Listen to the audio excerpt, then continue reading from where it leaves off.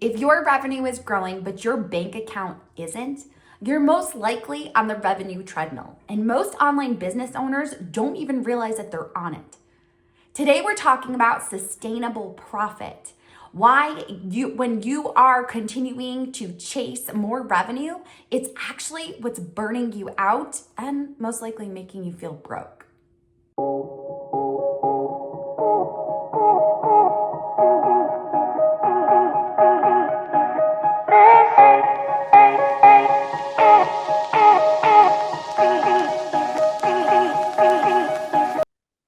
Hi, Kelly. Welcome to the podcast. How are you? I am great. Thank you so much for inviting me, Jenny. Of course. I am super excited about this conversation on the simplest way to create sustainable profit without chasing more revenue. But before we actually jump in, will you introduce yourself to my audience as well as, of course, your business? Absolutely. I am Kelli Wise, and I'm a strategic bookkeeper and CFO for online business owners. And my business is called Profit Positive, and you can find me at profitpositive.co. Excellent. Okay, so let's start off with a very straightforward question. How do you define sustainable profit? Absolutely. That's a great question because a lot of times we just talk about profit, and there's a big difference between what's sustainable and what's unsustainable. So, first, we need to know the basics, which is that profit is revenue minus expenses. Most of us know that. But what makes it unsustainable? So, I have found that a lot, maybe even most business owners in the online space have found that marketing coaches and business coaches and gurus out there put so much attention and focus on revenue that it gets overemphasized, it gets over glamorized, but yet it's so prevalent that that's what gets stuck in our heads. And so that's what we tend to focus on. So, no fault of our own. It's really what we've been taught to do.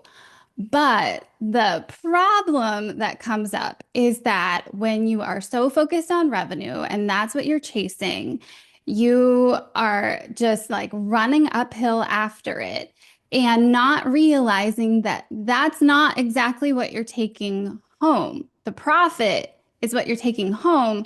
So it's really more important to have your focus on how to generate that profit and reverse engineer to find out what revenue will get you there. So rather than being on this revenue, I just call it a revenue treadmill of running faster, working harder, but not necessarily taking more home. What you need to do is be really a lot more strategic to get what I call sustainable profit, which is what happens when you actually plan for it in advance rather than letting it be an afterthought or like, oh, well, here's what ended up at the end of the month. So you're planning it with intention. You know you can count on it month after month, and you're not burning out because you already have the plan in place. And I also think what's really important to think about is that profit gets to be what's the right fit for you. So you might be in a season of growth, and that means, yes, you are really trying to ramp up and increase your revenue. But you might also be in a season of maintenance. You may have found your sweet spot and you feel really good and really comfortable there. And I think we don't talk about that enough because, again, I think the online space is full of gurus and coaches who are always about more and more and more. But it's really fine to be in a space of maintenance or even in a season of restructuring. Maybe you're pivoting. Maybe you're coming out of a difficult season. 2025 was rough for a lot of businesses. So there's a lot of restructuring going on. So it's really about thinking about what is your season that you're in? Are you in growth? Are you in maintenance? Are you restructuring? And then what profit feels like the right fit to you? And revenue, again, is what you plan in order to get to that profit. So I like to think of sustainable profit with an acronym. I am a teacher by nature. I was a teacher in my former career. So I'm all about memory devices to help people remember. So I like to think of it as your tip. It's your time, meaning think clearly about how much time and energy you actually want to invest in your business because generating more revenue often does require more time and more energy. So, how much time do you actually want to give to your business so that you don't run beyond that? And then the I is for intention, and that's the careful planning it out beforehand rather than just seeing what's left at the end of the month. And when you're really mindful of your time and your intention, then that combined can equal your P, which is predictability. So time plus intention equals predictability. And that's where you get that predictable profit, even if you are in a business where you know that there are fluctuations and you might have some months that are higher, some months that are lower, but you can predict when that's going to happen. And you can also look at averages, and then your profit actually begins to be sustainable. You're not burning out, you have it planned. You might not hit it perfectly. In fact, we usually don't hit it perfectly, but when you have a plan, you get so much closer to what you actually want rather than being left with what on earth happened here? I worked so hard and I thought I was creating more revenue, but in the end, actually, I have the same as what I had before, or maybe even less in some cases. Yes. I'm so glad that you started off with the idea of the fact that not everyone needs to be at a place where they're continually trying to grow. It's okay to set what that standard is and reverse engineer it, which I talk a lot about as far as when you're creating products and how to price things and how to set up a funnel to actually market those things. So many people are used to hearing about reverse engineering, and I especially loved your tip because as a former teacher myself, I love when you can have acronyms like that that can really make it memorable and be able to put it into practice. So thank you so much for that. So at which point does chasing revenue actually hurt profitability? Right. We tend to, again, I think naturally think that the more revenue I make, the more profit I'm going to make. But that's not the equation. Again, we have expenses. The revenue minus the expenses equals the profit. So revenue starts to hurt when, as you're increasing and ramping up that revenue, you're also increasing and ramping up the expenses. This happens really naturally, and expenses are important. We do need to absolutely make investments in our business, but they need to be smart. They need to be intentional. We need to plan for them. And we need to be creating margin along the way rather than when you're on that revenue treadmill, not realizing that you're piling on expenses right behind you on the treadmill. So while you're, increasing the incline on the treadmill and you're running faster, the expenses are also on the incline and they're also running faster with you. So many times the expenses catch up to revenue without you realizing it when you have your eye solely on the revenue and not paying attention to what the expenses are that are creeping up simultaneously. So we get into the habit of just thinking, I just need to work harder and I just need to make more money. And then all of a sudden, we can very quickly feel burnt out and feel like we're broke because here we are working harder and harder, but we sometimes have less to show for it because we're not paying attention to those expenses that we think in the moment, oh, I need this thing. And then we keep running after the revenue. And then, oh, something else comes up, or we see a competitor who's doing something and we think we need it. And we get very reactive. And then that's when it creeps up on us. And so that focus on revenue is not actually helping. But you could actually be making less revenue potentially with more profit if you're really intentional about how you're spending. Yes. And I think that a lot of times what I've seen with clients is when they are adding on those expenses, it's usually hiring new team members. They Yes. know that they're trying to do so much extra. I know personally, I hired someone to run Facebook ads. So not only was I piling on for someone to do it. I was also all that ad spend on Facebook.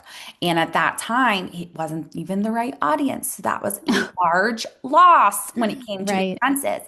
I often will hear from clients, should I add on Facebook ads? What am I looking at? And a lot of times they're not talking about actual Facebook ads. They're talking about boosting content on Facebook or boosting content within Instagram or TikTok, whatever it might be. And they're not actually having a strategy behind it that is going to result in income. So I've seen this so many times myself in my own business and also with clients. And I love that you're pointing that out so that we can really start to think about like how can we make it so that it is sustainable. Yeah. So what are the first indicators that someone's business model isn't sustainable? So, I think of it kind of like you're going to the doctor with some symptoms, like I have a headache, I have a sore throat, and they're diagnosing, like, well, here's the root of what's actually going on. So, if your symptoms are something like you feel like you're working more, you feel like you're working harder, but the money at the end of the day, what's left in the bank account, what you're taking home, does not line up to that level of effort, and it feels like you're not actually having more to take home, that's a really good indicator that your business model isn't sustainable and that some recalibration likely needs to take place. Also, if you're looking at your expenses and you don't know if this thing or that thing is actually strategic, you're just kind of spending because you think, like you said about marketing, like I need to get more visible, so I should pour more into Facebook ads. Well, yes, maybe, but how strategic are you being about what those ads are or what platform you're on and who you're speaking to? And have you mapped out the strategy of how it's actually going to bring more revenue in? Because even though we know we need to spend on marketing, just spending on marketing for marketing's sake isn't going to get us the results that we want. So, really taking a look and saying, does this make sense? Is this lining up with what I have created my business model to be? Am I seeing the results from it? And if you're not, then, it's time to kind of take a serious look at the numbers and figure out what about this is not sustainable and to make some changes and to not have any shame about that because we all, every single business owner that I know, has expenses that they, looking back, would say, I would not have invested in that. So it's normal and natural, and we need to let ourselves off the hook, I think, 100%. But to start to shift from being reactive to being a lot more proactive. I've also found that when you have a structure in place and you know what expenses are appropriate for your business model and at what levels, that helps an incredible amount. People usually go into business not knowing exactly what they should be spending on or know that I should have some spend on marketing or some on team, but not really being sure how much. When you get clear on the how much piece, that helps 100%. Yes. And I think too, part of this, when you're talking about being reactive, we end up throwing expenses at things oftentimes when we don't have a plan. And I think that this is why I talk a ton about having a 90-day plan and sticking to Mhm. it all the way through Mhm. because you're less likely to add a new person onto your team if it's not part of your 90-day plan or to decide that you're going to design an app and pay for it, yet there's no strategy behind it. Yep, did it, Yeah, done it. absolutely. Totally funny. So it is like I think when you can be less reactive and really have a plan in place, it's so key. And what you're talking about with your profit just makes it puts it all in line. So let's talk about if someone wants to improve profit without increasing workload, where should they start? So, the first place absolutely to start is with bookkeeping. If you don't have that in place, you absolutely need it. It's a non-negotiable. For one thing, it's there for tax compliance, but for me, it's also a very strategic move because a lot of people are just doing their bookkeeping just to have the numbers for taxes. And I want everyone to know that there's so much more insight and planning that you can get out of understanding your numbers and what to do with them beyond just thinking it's like drudgery. It's just to get the taxes done. It feels like this thing that you don't want to do. You can really shift that when you know how powerful those numbers can be. So, number one, if you haven't gotten bookkeeping in place, even if you're doing it on your own, absolutely do that. That's the first place to start, is to understand what your numbers are.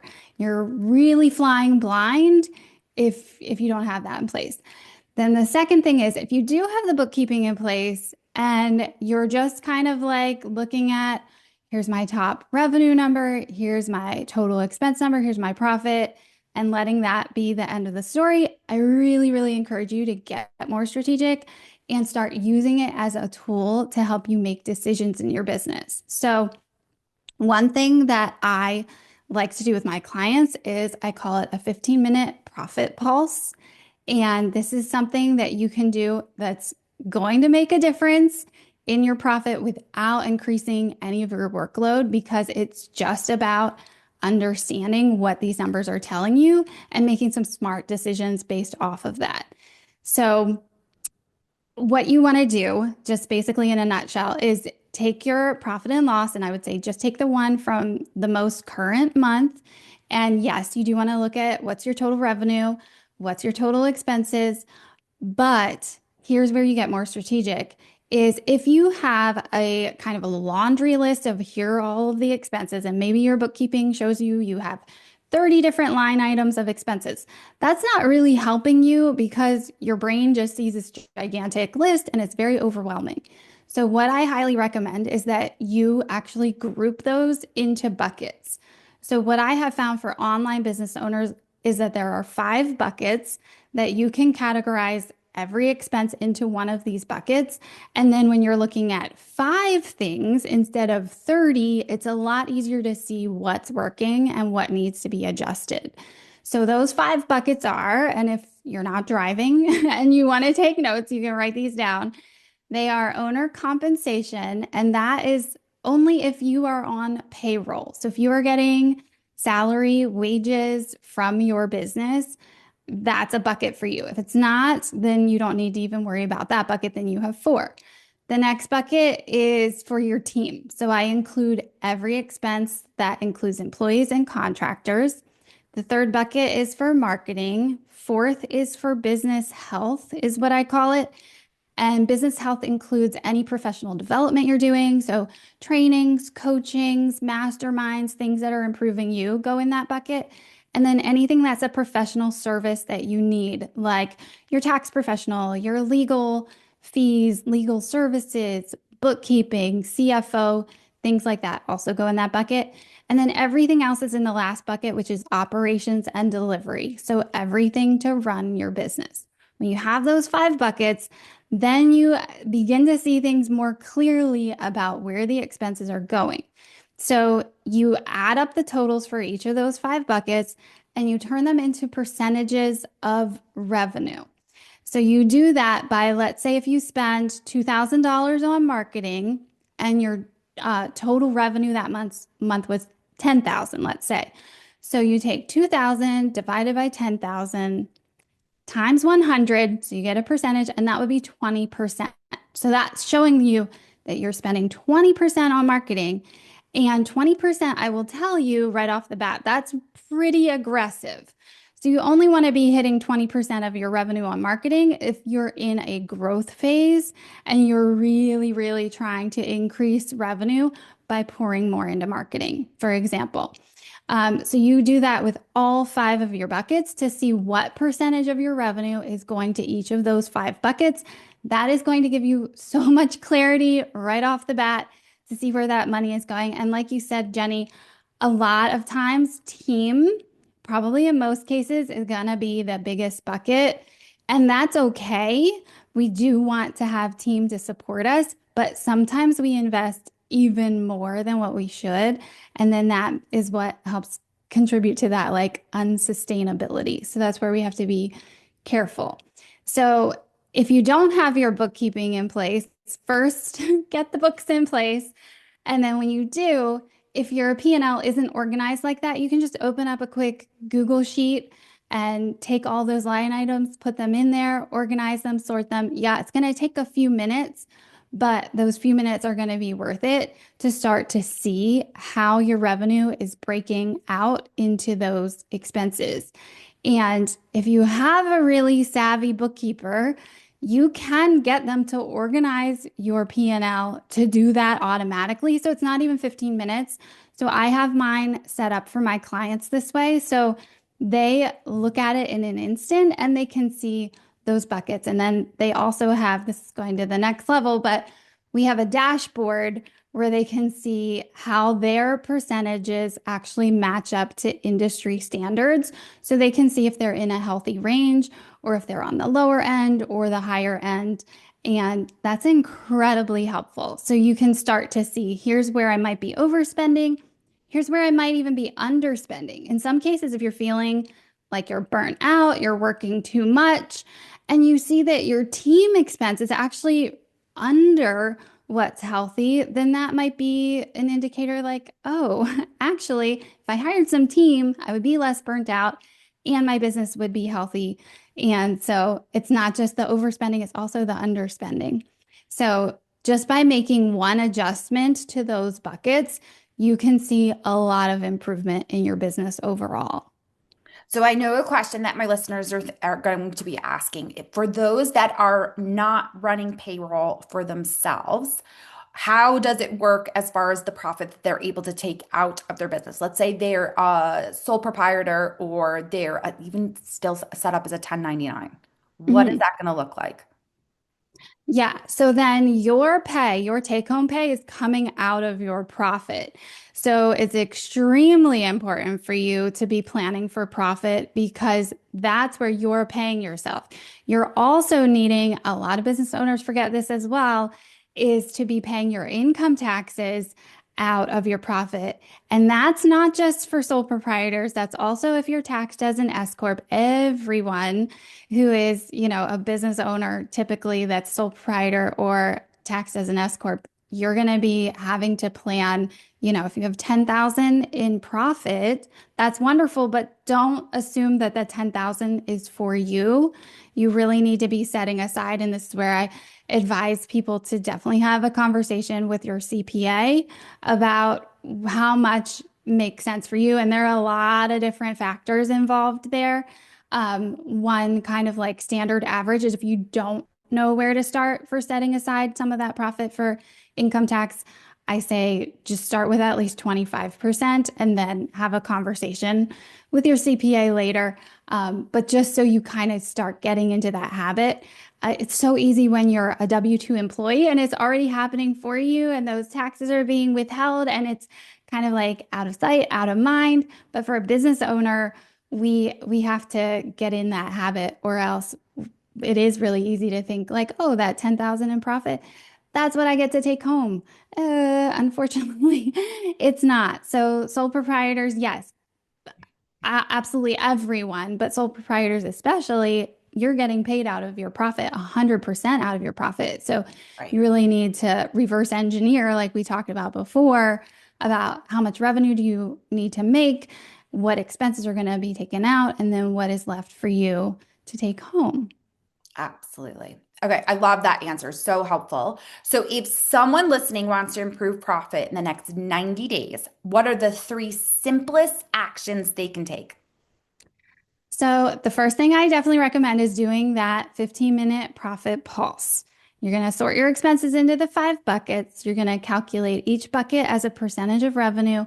And then you're going to evaluate, where am I overspending? Where am I underspending? And just pick 1 or 2 places to make a change and you will feel it. You're going to feel the results of that. And you're going to see it in your profit as well. The second thing is if you find that you are overspending, look for something easy to cut.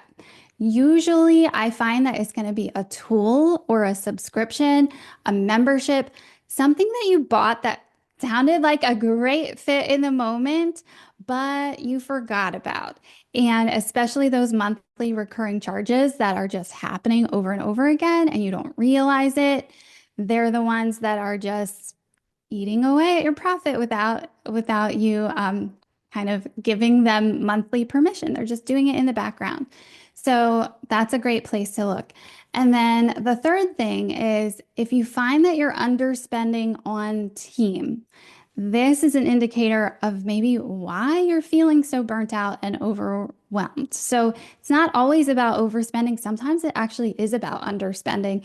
And so you might really want to consider a part-time VA or a contractor for something that you do that you could actually very easily train or hire someone else to do for you. And that will free up your time to do more of those revenue generating activities so you can, in the end, boost your bottom line. Excellent. I love those. Now, tell me about your Create Predictable Paydays guide. Sure. So I have found that a lot of business owners really have inconsistent revenue. It's not the same month to month. So it's hard to plan how much you are actually going to be able to pay yourself. So this is a really, really simple calculator and it's pretty because spreadsheets usually aren't fun for anyone. And if I can make a spreadsheet look pretty, I'm all about it. So it looks like a really nice calculator, and all you have to do is plug in some simple, really easy numbers into only the white cells. And what it's going to do is help you find your average monthly revenue, expenses, and profit, which helps kind of even out those higher months, lower months to give you the average. And then when you can see it on paper, then you can, well, on your screen, because this is not paper, the Google Sheet. But when you see it, then you can know, okay, this is the kind of profit that I can bank on if I stay at this level. You can adjust it. So like, okay, if I, have been having an average, let's say 10K a month revenue, but what will this look like if I keep my expenses roughly the same, but increase my revenue to 15,000? So it'll give you a view of that average profit. And then at the bottom of the calculator, this is the part I think a lot of us miss. Again, when we think that profit is what I'm taking home, actually, there are a bunch of things that you want to do with your profit, not just for paying yourself and paying your income taxes, but you also want to have some profit that you can potentially reinvest in the business. You might have some profit you want to use to pay down debt. You might have some profit you want to set aside for savings, for any emergency fund or a buffer. You might have something you're really passionate about that you want to set aside for like extra travel for the business or something like that. So at the bottom of the calculator, I have a section where you can plan out if I have, let's say, 5,000 in profit, how much is going to come to me? How much is going to go to taxes? How much do I maybe want to set aside for savings, et cetera, et cetera. So it's really important to know that just like revenue gets split up into expenses and then there's profit at the end, the profit at the end is also going to get split up into other purposes as well. And the more you plan for them, the more you're going to see you really want to plan for profit so you have as much as possible to meet all the goals that you want to do with it. Oh, and there's a video. I have a video that explains how to use the calculator so you won't be lost, I promise. The typical teacher. Exactly. I love it. So good. Well, we're going to make sure that that is linked to you in the show notes as well as the blog post, as well as the video, so that you all can go and grab that. Kelli, I appreciate you so much for taking the time to speak with me and my audience. Just share your knowledge. I truly appreciate it. Thank you so much, Jenny. It's been so much fun.